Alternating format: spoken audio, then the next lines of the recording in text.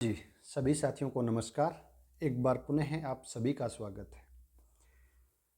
तो last video यानी कल एक वीडियो बनाया था हमने जिसमें डेफ को कैसे भरना है, क्या क्या हमें सावधानी रखनी है ताकि बाद में हमें समस्या नहीं आए, और कौन कौन से डॉक्यूमेंट हैं वो साथ में किस प्रकार लगाने हैं, डिटेल में चर्चा की थी। और मैंने जो आपका टेलीग्राम चैनल है राजेरा अकेडमी ऑफ मैथमेटिक्स, उस पर डेफ फॉर्म भी आपको भेज दिया था। और उसके साथ मैंने एक चीज़ भेजी थी, वो है विस्तृत आवेदन पत्र सह प्री निरीक्षा प्रपत्र भरने संबंधी सामान्य निर्देश, यानी डेफ फॉर्म भरने से संबंधित जो आवश्यक निर्देश हैं। और मैंने बोला भी था कि आप जरूर पढ़ लें, बट मुझे पक्का भरोसा है आप साथियों पर कि 90% विद्यार्थियों ने इसको खोल कर भी नहीं देखा क्योंकि उसमें कुछ इंपॉर्टेंट चीज़ें ऐसी चीज़ें हैं और वो आप पढ़ते नहीं हो, क्योंकि वीडियो भेजने के बाद ये आपके पास डेफ का फॉर्म या इससे संबंधित जो सामान्य निर्देशांक मैंने टेलीग्राम पे भेज दिए थे, उसके बावजूद आप साथियों के व्हाट्सएप टेलीग्राम पे मैसेज आ रहे हैं, सर क्या ये जो लेटर है, जो प्रपत्र है, ये हमें खुद जाना पड़ेगा या डाक से भेज सकते हैं। इसमें स्पष्ट लिखा सब कुछ, आपके पास सर्टिफिकेट कौन से हैं, किस प्रकार लगाने हैं, जाति प्रमाण पत्र के बारे में इसने बहुत इंपॉर्टेंट चीज़ लिखी हुई है। एक बार आप ये वीडियो आप पूरा देखोगे तो आपको पता चलेगा कि छोटी छोटी चीज़ें हैं बट काफ़ी इंपॉर्टेंट है। तो वन बाय वन करके इनको मैंने हाईलाइट कर रखा है रेड कलर से। हालांकि ये पीडीएफ भी आपको मैं टेलीग्राम चैनल है वहाँ पर अपलोड कर दूंगा, रेड कलर में हाईलाइट किया हुआ है। बट एक बार फिर भी आपको जो इंपॉर्टेंट चीज़ें हैं, हो सकता है कई बार मेरे पढ़ने में वो चीज़ें आप सही से समझ में नहीं आई या हो सकता वो छूट जाए, तो आपको भी खुद को पढ़ना चाहिए, क्योंकि आप एक असिस्टेंट प्रोफेसर बनने जा रहे हो। और अगर आपके अंदर ये पढ़ने की भी 10 मिनट 15 मिनट भी नहीं निकाल सकते हो तो बड़ी ही ये समस्या है। तो आते हैं अपन मुद्दे पर और इसके बारे में वन बाय वन करके यहाँ पर चर्चा करते हैं। फर्स्ट पॉइंट लिखा आवेदन पत्र शुल्क, जो कल हमने बात की थी कि 50 रुपये का शुल्क आपको SSO ID से कटवाना है।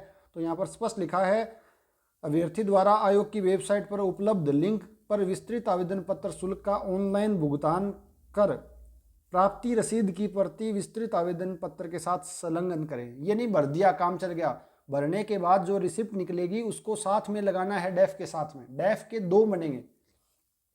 आप नेक्स्ट देखो, आवेदन पत्र भरना।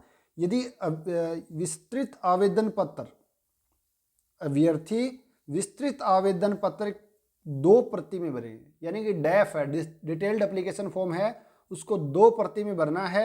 और समस्त दस्तावेज की सब प्रमाणित एवं सब हस्ताक्षरित, यानी खुद को हस्ताक्षर करना है प्रत्येक जो भी डॉक्यूमेंट की आप फोटो कॉपी लगा रहे हो उसके ऊपर एक प्रति अवश्य संलग्न करें। यानी 2 आपको डेफ भरने हैं, डेफ और अटेस्टेशन फॉर्म, और एक में आपको जो भी आप डॉक्यूमेंट लगा रहे हो उसमें खुद के साइन करके सब हस्ताक्षरित करके ही सेल्फ अटेस्टेड भी जिसको हम बोलते हैं वही करके लगाना है। अभ्यर्थी ई प्रवेश पत्र यानी कि जो आपने एडमिट कार्ड आप जो लेके गए थे, आपके पास नहीं है तो SSO ID पर मिल जाएगा। वह ऑनलाइन आवेदन पत्र की प्रति, जो आपने ऑनलाइन फॉर्म भरा था उसकी भी एक एक कॉपी है, वो आपको संलग्न करनी है। अभ्यर्थी आवेदन पत्र भरने से पूर्व इन निर्देशों विज्ञापन को ध्यानपूर्वक पढ़ें। ये मैंने आपको बोला था और चीज़ें एक बार वापस देखना। फिर भी मैंने जो इंपॉर्टेंट चीज़ें उनको हाईलाइट किया है, एक बार आप उनको वापस देख लें। पहली बात तो जो भी आप डेफ या आवेदन पत्र भर रहे हो, आवेदक आवेदन पत्र स्वयं के हस्तलेख में ही भरना है। ये नहीं कि मेरी राइटिंग खराब है तो मैं किसी दूसरे साथी से भरवा लेता हूँ, खुद की हैंड राइटिंग होना चाहिए, विशेष ध्यान रखना है। कई बार क्या बाद में हैंड राइटिंग मैच करते हैं तब प्रॉब्लम आती है, तो हैंड राइटिंग खुद की होनी चाहिए। उसके बाद कोई भी कॉलम है वो खाली नहीं छोड़ना चाहिए। आप में अगर सही है तो गुड या हाँ जो भी निशान लगाओ, और जो आप एलिजिबल नहीं तो उसमें क्रॉस लगा देना है, खाली नहीं छोड़ना है। अन्यथा आवेदन पत्र पूर्ण मानकर रद्द किया जा सकता है, तो विशेष ध्यान रखें भाई। आवेदक को हस्ताक्षर रहित आवेदन पत्र अस्वीकृत कर दिए जाएंगे। अगर आपके यहाँ पर सिग्नेचर नहीं है, जहाँ जहाँ पूछे गए हैं, अगर आपके साइन नहीं है, हस्ताक्षर नहीं है, तो वो अस्वीकृत हो जाएगा, ठीक है ना। तो इसका विशेष ध्यान रखना है। उसके बाद लिखा हुआ समस्त आवश्यक आपके जो भी जैसे शैक्षणिक योग्यता प्रमाण पत्र आदि जो भी हैं, विशेष छूट अगर आपको चाहिए, लाभ चाहिए, उम्र का है या कोई और लाभ है, जैसे आयु सीमा के छूट में हकदारी आदि संबंधी प्रमाण पत्रों की स्व हस्ताक्षरित प्रतिलिपियां आवेदन पत्र के साथ संलग्न करना। जिसमें आपको छूट चाहिए, जैसे जाति प्रमाण पत्र भी इसी के अंदर आ जाता है, उसके अलावा आपके पास एज वाला आ जाता है, या जो भी आपके शैक्षणिक 10वीं 12वीं मार्कशीट है, डिग्री है, सभी को सेल्फ अटेस्टेड करके ही इसके साथ संलग्न करना है। विस्तृत आवेदन पत्र में लाइव फोटो अपलोड करें। जो विस्तृत आवेदन पत्र आपका डेफ है उसके अंदर जो फोटो आप लगाओगे वो लाइव फोटो है, वो अपलोड करना है। इसके अंदर स्पष्ट लिखा हुआ विस्तृत आवेदन पत्र में लाइव फोटो है वो अपलोड करें। आवेदक द्वारा किसी भी अवस्था में एक ही पद के लिए एक से अधिक आवेदन पत्र नहीं भेजना चाहिए। एक ही आवेदन पत्र का मतलब क्या है, यहाँ पर 2 कॉपी भेजनी है, बट ये नहीं आपने 2 कॉपी आज भेज दी, 2 कॉपी दूसरे या तीसरे दिन वापस भेजते हो, एक ही भेजनी है, इसका विशेष ध्यान रखना है।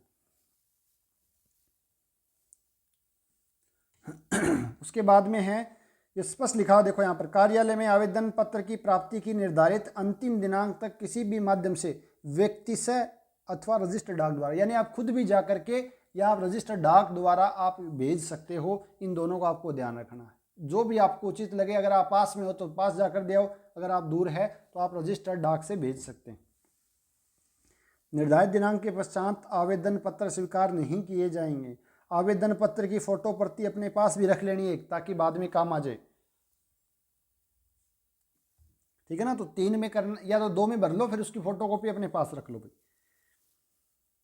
स्व हस्ताक्षरित प्रतिलिपियां निम्न क्रमानुसार आवेदन पत्र के साथ संलग्न करें। ये आपका सीक्वेंस रहना चाहिए, सीक्वेंस लिखा हुआ है इसके ऊपर। शैक्षणिक योग्यता, सबसे पहले शैक्षणिक योग्यता वाली 10वीं की मार्कशीट हो गई है, और प्रमाण पत्र 12वीं की मार्कशीट, प्रमाण पत्र, BA या BSc आपकी, MA MSc MPhil PhD, ये सीक्वेंस होना चाहिए। नेट होना चाहिए, नेट है तो नेट का होना चाहिए, ठीक है ना। जो भी आपके पास है वो सारे इसी सीक्वेंस के अंदर आपको करना है।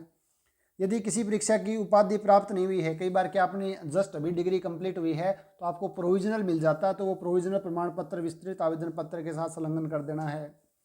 आवेदन के समय पद की अपेक्षित शैक्षणिक अर्हता परीक्षा उत्तीर्ण नहीं की है और उसकी अंतिम वर्ष की परीक्षा में सम्मिलित हुआ हो या होने वाला हो, तो उसमें स्पष्ट लिखा हुआ प्रपत्र 3 प्रमाणित करवाकर संलग्न करना है, ठीक है ना। ये चीज़ें एक बार उसको और डिटेल से पूरी पढ़ लेना। मैं यहाँ पर मेन जो आपको हेडलाइन है वो बता देता हूँ।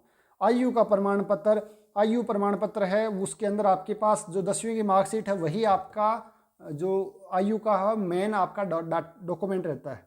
हाई स्कूल, जिसको सेकेंडरी कई जगह मैट्रिक बोलते हैं, कि प्रमाण पत्र में दी हुई जन्म दिनांक के अतिरिक्त अन्य किसी भी प्रमाण पत्र को स्वीकार नहीं करता है, ठीक है ना। आयोग है वो आपकी 10वीं की जो मार्कशीट है, कई बार क्या 10वीं मार्कशीट में अलग है, आपके आधार कार्ड में अलग है, जन आधार में अलग है, तो जो आयोग मानता है वो 10वीं की जो आपकी मार्कशीट है ना उसी को मानता, तो उसको जरूर लगाना है। उसके बाद जाति प्रमाण पत्र, इसको एक बार अच्छे से देख लेना भाई। यहाँ पर देखो स्पष्ट लिखा हुआ है, जो आवेदक राजस्थान के किसी अनुसूचित जाति, जनजाति, पिछड़ा वर्ग, अति पिछड़ा वर्ग, आर्थिक रूप से कमजोर वर्ग के हो, यानी EWS, SC ST OBC, उन्हें चाहिए कि वे प्रमाण पत्र स्वरूप राज्य सरकार की भर्तियों हेतु निर्धारित प्रपत्र में निम्नलिखित अधिकारियों में से किसी एक अधिकारी द्वारा प्रदत्त जाति प्रमाण पत्र प्रस्तुत करें। नीचे लिखे हुए इनके नाम, जो कि ऑनलाइन आवेदन पत्र प्राप्ति की अंतिम दिनांक से पूर्व का जारी किया हुआ हो।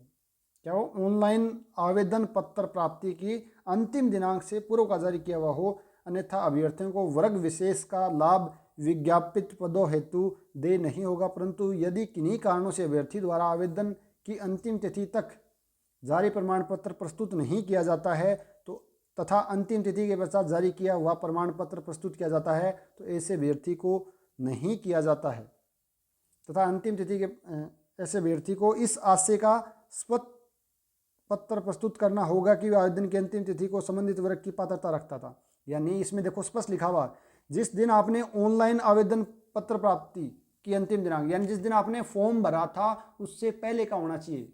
जो आपने ऑनलाइन फॉर्म भरा था ना ऑनलाइन, उससे पहले का आपके पास क्या होना चाहिए, आपका जाति प्रमाण पत्र होना चाहिए। यानी अभी आपको नया नहीं बनवाना है, फिर भी बनवा के रख लो, कोई प्रॉब्लम नहीं है, बट यहाँ पर जो आप लगवा रहे हो तो वो उससे पहले का होना चाहिए जाति प्रमाण पत्र, ये विशेष ध्यान रखें।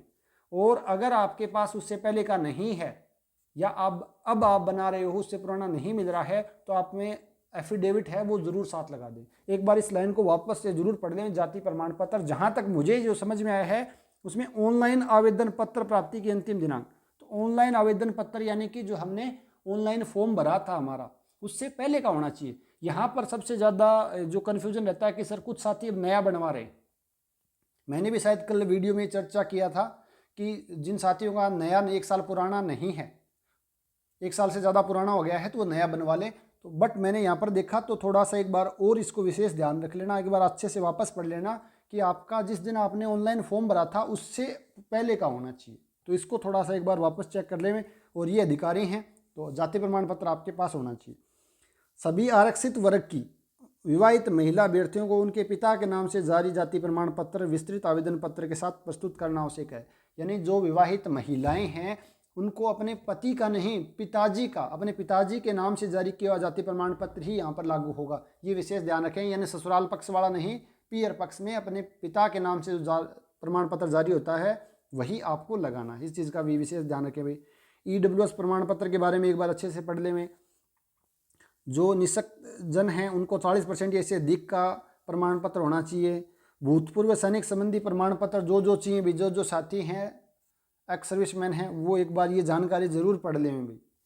उसके बाद विवाह संबंधी प्रमाण पत्र, जो विवाहित हैं एक बार ये पूरी जानकारी अच्छे से पढ़ लें। ये सारे डॉक्यूमेंट आपके पास होने चाहिए और वहाँ पर साथ में आपको लगाना है। जो पहले से किसी सेवा में हैं, फर्स्ट ग्रेड, सेकंड ग्रेड या थर्ड ग्रेड में हो, तो वो ये आराम से पढ़ लें। जो नोट लिखा हुआ है इसको थोड़ा विशेष ध्यान रखें। उसके अलावा यहाँ स्पष्ट लिखा 6 नंबर पॉइंट के अंदर, आवेदक को आवेदन पत्र के साथ कोई भी मूल प्रमाण पत्र नहीं भेजना। यानी आपको ओरिजिनल नहीं भेजने हैं, सिर्फ और सिर्फ आपको फोटोकॉपी और वो आपके द्वारा सब हस्ताक्षरित होनी चाहिए, सेल्फ अटेस्टेड होनी चाहिए, यही आपको भेजना है। कुछ साथी क्या है कि ओरिजिनल के बारे में सोच लेते हैं। उसके अलावा शारीरिक मानसिक रूप से स्वस्थ आपको रहना है। आवेदक जानबूझकर असत्य बात लिखेगा या कोई तथ्यपूर्ण बात छिपाएगा तो उसे अपात्र घोषित कर दिया जाएगा। तो जानबूझकर अपने को कुछ भी गड़बड़ नहीं करे। अनजाने में गलती हो जाती है तो टेंशन लेने की आवश्यकता नहीं है, बट जानबूझकर अगर आप तथ्य छिपाते हो तो वहाँ पर आप अपराध की श्रेणी में आ जाते हो। ठीक है ना। ये स्पष्ट उन्होंने लिखा हुआ 14 के पॉइंट के अंदर, ये भी थोड़ा सा आप देख लेना, उन्होंने हाईलाइट कर रखा है। तो ये सारी जानकारी थी जो मैंने आपको ग्रुप में भेजकर आपको बोला भी था, तो एक बार अच्छे से देख लें। फिर भी मैंने आपको यहाँ पर मुझे लग रहा जिन साथियों के बार बार डाउट हो रहे हैं सर खुद जाकर देख के आएँ, जाति प्रमाण पत्र के बारे में है, डॉक्यूमेंट के बारे में है, या अपन बात करें भी कितने डॉक्यूमेंट लगाने हैं, कितनी कॉपी भेजने हैं, ठीक है ना। तो इसके बारे में मैंने एक बार वापस सभी साथियों की, ताकि कोई गलती नहीं हो, क्योंकि कई बार जाने अनजाने में कुछ गलतियाँ हो जाती तो फिर दिमाग है ना पूरा ख़राब हो जाता है। तो इस चीज़ का थोड़ा सा एक बार ये छोटा सा वीडियो था, मुझे लगा कि ये जानकारी आपके पास होना ज़रूरी है। हालांकि मैंने भेज भी दिया था, वापस में हाईलाइट की हुई चीज़ें हैं, एक बार ग्रुप के अंदर अपलोड कर दूंगा। राजेर अकेडमी मैथमेटिक्स का जो आपका टेलीग्राम ग्रुप है, तो इसके एक बार ज़रूर देख लें। ठीक है। तो पुनः एक बार सभी साथियों का बहुत बहुत धन्यवाद।